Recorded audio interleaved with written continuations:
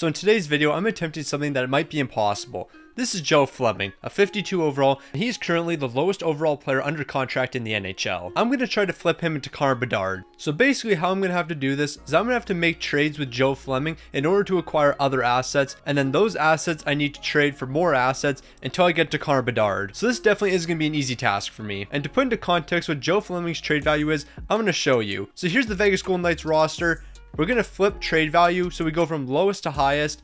And here's Joe Fleming. So he's sitting basically at the bottom of the team right now as a 52 overall, low 7D potential, and I'm going to turn him into a franchise player in Connor Bedard. So there's two ways I can do this, and this is option one. Putting Joe Fleming on our first defensive pairing so he gets a ton of minutes this season, hopefully puts up some points, and that inflates his trade value. But there's also another thing we could do. So looking at every single player in the league, Leon Draisaitl has the highest trade value, tied with Connor McDavid, Nathan MacKinnon. These are the top guys. Now here's some of the lowest trade value players in the entire league. Zach Kassian, Brendan Gallagher, Josh Anderson, Mike Reilly. So instead of playing Joe Fleming on our first defensive pairing, I'm going to try to trade for Josh Anderson and save his career. Because right now he's an 81 overall, signed to a 5x5. No one wants that contract, so it completely ruins his trade value. So I'm going to be a great guy, and I'm going to free up some cap space from Montreal by taking him on. Unless there's a better option here, but I don't think there will be. So more than likely, we're going to be bringing on Josh Anderson. And to make this video even harder, the salary cap's on. So basically, if I trade for Connor McDavid somehow, and I want to flip him for Connor Bedard, I have to make sure the contracts work. So Riley Smith, I'm sending you to Chicago for a third and a fourth, but these assets I'm acquiring from the Chicago Blackhawks, I can't use in any future trades. I'm just doing this to free up cap space. I'm also going to be flipping Alec Martinez to the Arizona Coyotes. That's just going to free up another $5 million for us to work with. So the trade I'm going to be offering is Fleming for Josh Anderson, a fourth rounder. I include the fourth rounder just in case I can get that as well. It doesn't look like it, so it's just going to be Fleming straight up for Josh Anderson. We're getting this deal done. Hold on, they accepted that way too easily. No, we got to get something else in this deal. Let's try to get a 7th and a 6th. Now that we know we can get this trade done, I'm going to include a 6th rounder because I want to get a few extra assets. I can't get the 6th, so we'll go for a 7th. As long as I can get something else in this deal, I'll be happy. But I mean, hey, I'm not going to complain with Josh Anderson for Joey Fleming.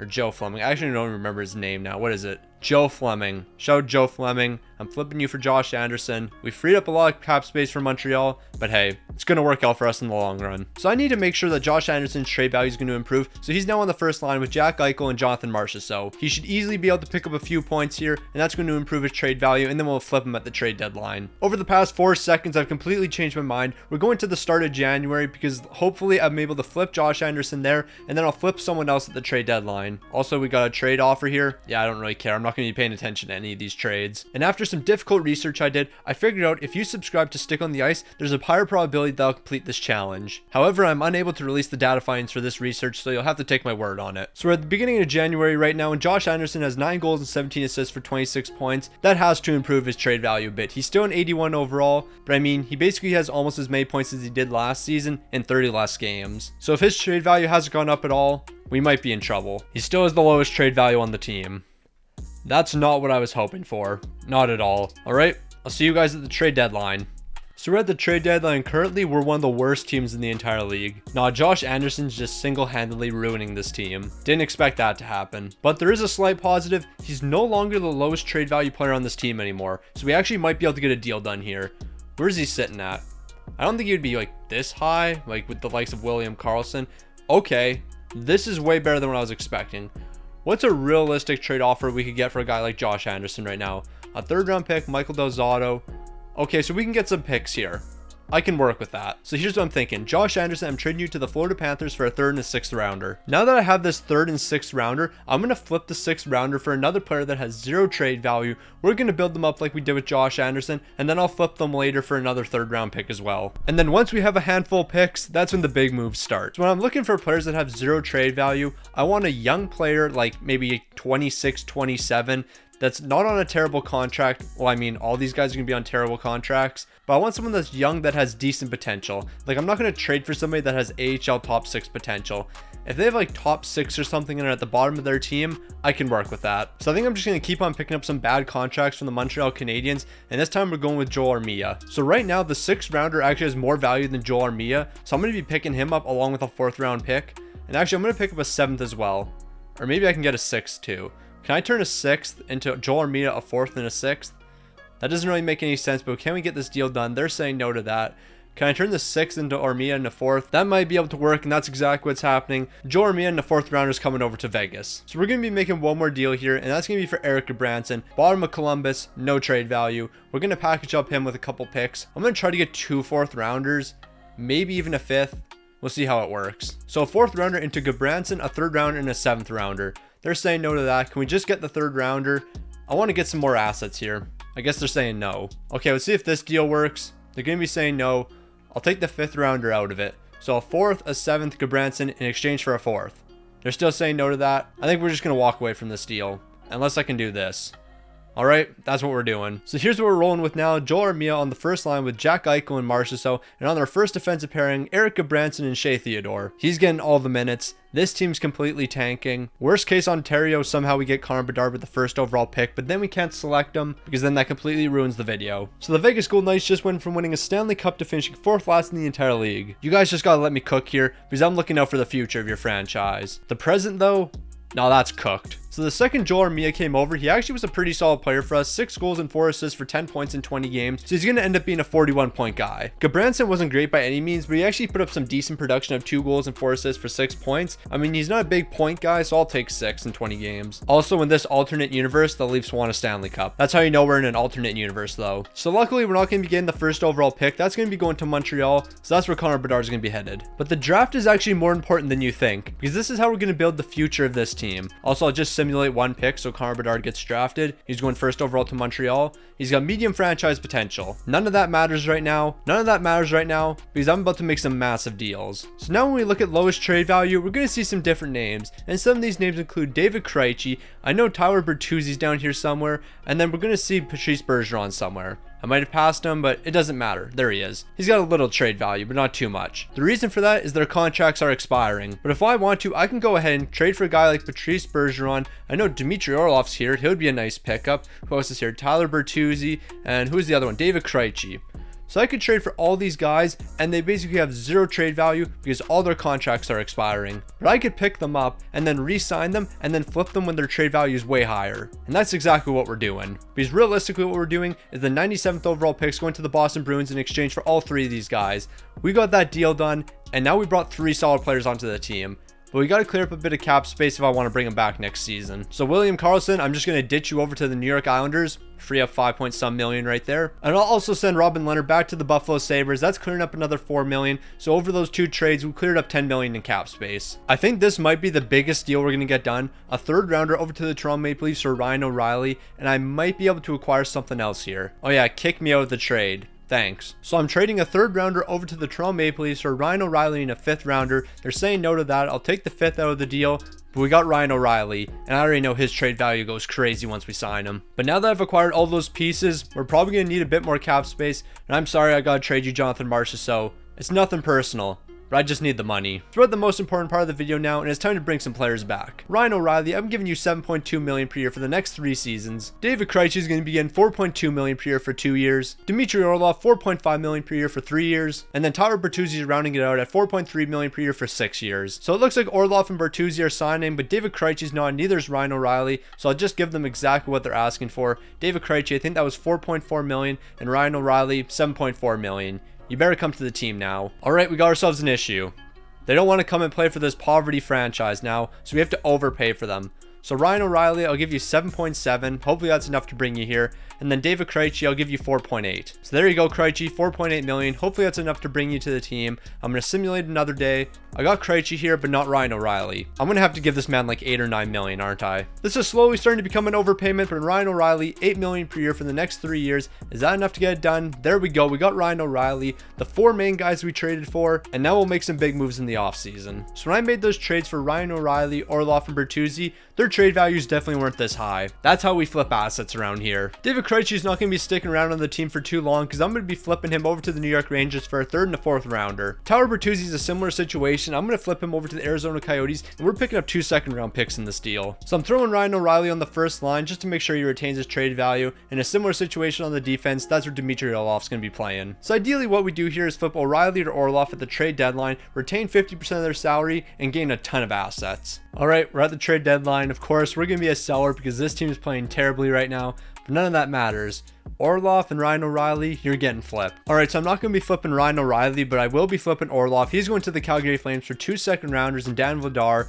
So now we're going to have 4 second-round picks entering the draft. And you already know I'm flipping those for players that are UFAs. So Orlov, welcome to the Calgary Flames. Yeah, it's a tough scene, I'm not going to lie. So it looks like the Florida Panthers were able to find a way to run it back in the postseason. They made it all the way to the Stanley Cup final. Shout out to my guy Sergei Bobrovsky taking home the Stanley Cup. You love to see it. But we have something a bit more important than the playoffs, and that's the draft. And I know this upcoming free agent class is an elite one, so let's see who we can snag. And off the rip, there's one team I need to check, and I think you all know which team it is. The Toronto Maple Leafs. I think Austin Matthews re-signed with the team. Yes, he did. So we're not going to be getting a big snag there. And William Nylander, I think he potentially didn't re-sign.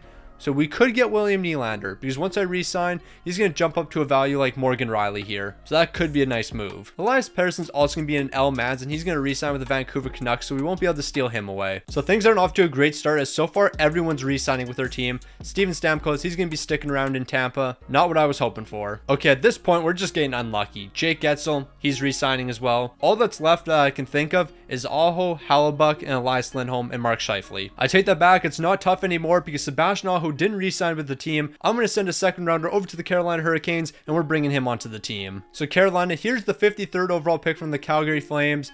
They're saying no to that deal? Alright, I was not expecting that. It looks like I'll have to throw something else in. So a second and fourth rounder over to the Carolina Hurricanes for Sebastian Aho. They're saying yes to that deal and we got Aho on the team. So another guy that's not re-signing is Connor Hallebuck. So you already know I'm trading for him. What do you want for him?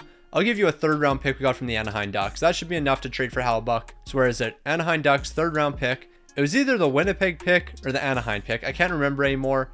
All I know is we had a 3rd rounder. I take that back. We got to clear up some cap space first. So here you go, Anaheim. Alex Pietrangelo for a 7th rounder. Yeah, you can have him. And then Jack Eichel, I'm also going to be sending you somewhere. Unless I can get rid of Joel Armia. Yeah, that was actually a terrible trade in hindsight. Then again, I also didn't put him in the lineup this season, so I don't even know what I'm doing here. So Ryan Rielly, I'm sending you back to the Toronto Maple Leafs after leaving them for 1 season, and I'm going to get William Nylander and a 3rd round pick in the deal. So it looks like I found another player that's not re-signed with the team, Elias Lindholm. So there you go, Calgary, a Toronto 2nd rounder in exchange for Elias Lindholm. Now we're going back to clearing up cap space, and Jack Eichel, you're going back to Buffalo in exchange for a 7th rounder. And the final trade probably looks the worst. Mark Stone to the Arizona Coyotes for Zach Kassian. Even though I'm just making this deal to clear up cap space, it hurts a bit. So what a logical person would have done is write down all the picks that I've traded for so I know which picks are mine. But I am not a logical person and I did not do that. All I know is this Calgary pick is mine, the Rangers pick I think is mine, and the Leafs pick. Yeah, so the Leafs, Rangers, and Flames. I know those are mine. The Rangers one I'm not 100% sure about, but I'm pretty sure it is mine. Who did I make a trade with the Rangers for? Yeah, so Krejci would have got me that 2nd rounder, or Orlov, one of the two. All right, let's give out the big extensions now. William Nylander, $10.4 million per year for the next 6 seasons. You're coming over to the team. Sebastian Aho, $9.5 million per year for the next 7. And Elias Lindholm, you're going to round out the top 3,